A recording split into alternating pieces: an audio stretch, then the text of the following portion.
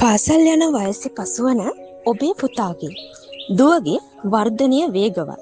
ඔවුන් හරිම ක්‍රියාශීලී. එනිසාම ඔවුන්ට හොඳට පාඩම් කරන්න, ක්‍රීඩා කරන්න වගේම වෙනත් බාහිර වැඩවල යෙදෙන්නටත් සිදු වෙනවා. නමුත් මේ දරුවන් අතර නීරක්තිය හෙවත් ලේ හිඟකම සුලභයි.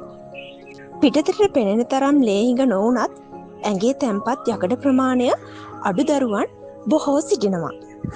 ඉතින් කොහොමද අපි මේ දරුවට ලේ අඩුකමක් තියෙනවා කියලා හොයාගන්නේ? ඒ කියන්නේ අපිට පොඩි පොඩි ලක්ෂණ කිහිපයක් එනවා.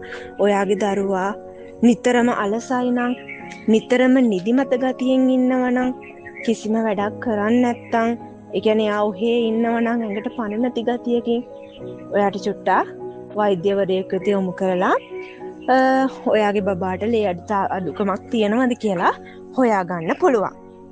ඉතින් අවශ්‍ය තරම් යකඩ ශරීරයට ලැබුණොත් දරුවන් හොඳට උස යනවා.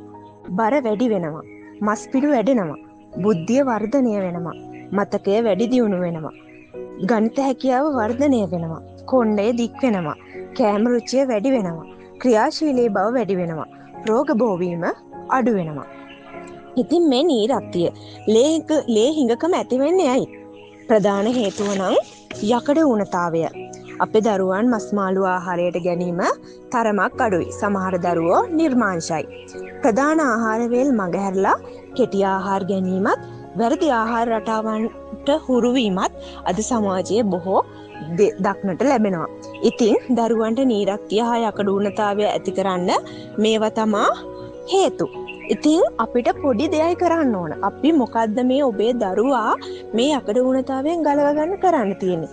ඇත්තටම ඊටාම පුංචි දෙයයි අපිට කරන්න තියෙන්නේ. ප්‍රධාන ආහාර වේල සඳහා සමබල ආහාර ගැනීම. ඒ කියන්නේ ඔයා ගන්න ප්‍රධාන ආහාර වේලකට සමබර ආහාරයක් එකතු කරගන්න. මොකද්ද මේ සමබල ආහාරයක් කියන්නේ? ඒ කියන්නේ ප්‍රධාන පෝෂ්‍ය සංඝටක 6ක් තියෙනවා. ඒ 6ම එකතු වෙන. ඒ කියන්නේ එළවලුවා, මස් මාළු කෑල්ල, පලා වර්ගයක්. ආන් ඒ විදිහට ඔයාගේ කෑම පිඟාන හදාගත්තනම් ඔබේ දරුවත් ඒ කෑම පිඟානමයි කන්නේ. එතකොට යාට ඕන යකඩ ටික ලැබෙනවා. ඊට පස්සේ දිනපතා යකඩ බහුල ආහාර ගැනීම සුදුසුයි නේද? දිනපතා යකඩ බහුල ආහාර එකක් දෙකක් ගත්තොත් ඔය යකඩ ඌනතාවය අඩු කරගන්න පුළුවන්. කව්පි, කඩල, මුං ඇට, සෝයා, පරිප්පු, සහල්, ගොටුකොළ, තම්පලා සහ අනෙකුත් කොළ පැහැති පලා වර්ගවල යකඩ බහුලව තිබෙනවා. මේ මං කිව්ව කෑමවල යකඩ බහුලව තියෙනවා. නමුත් මේ පොඩි ප්‍රශ්නයක් තියෙනවා මේ කෑමවල. මොකද්ද? මේ වගේ තියෙන යකඩ ප්‍රමාණය අපේ ශරීරයට උරා ගන්න හරිම හිමි, හරිම මන්දගාමී. ඒ නිසා අපි මේ මන්දගාමීව එකතු වෙන යකඩ ටික එකතු වෙන වේගය වැඩි කරගන්න අපි විටමින් C එකතු කරගන්න ඕනේ. ඒකට ඔයාට කරන්න තියෙන්නේ උදාහරණයක් විදිහට ගොඩකොළ සම්බෝල හැදුවොත් දහි ටිකක් දානවා නේද? ඊට පස්සේ කෑම වේලක් ගත්තට පස්සේ ඒ කෑම වේලට පස්සේ සියඹලා කෑල්ලක්, නෙල්ලි කෑල්ලක් නේද? වෙරළු ගෙඩියක්, ආන් ඒ වගේ දේවල් ආහාරයට ගන්නවා. ඊට පස්සේ මොනවද යකඩ තියෙන්නේ? මස් මාළු, කරවල, සැමන් හා පීකුදු යකඩ බහුල සත්ත්වමය ආහාරයි.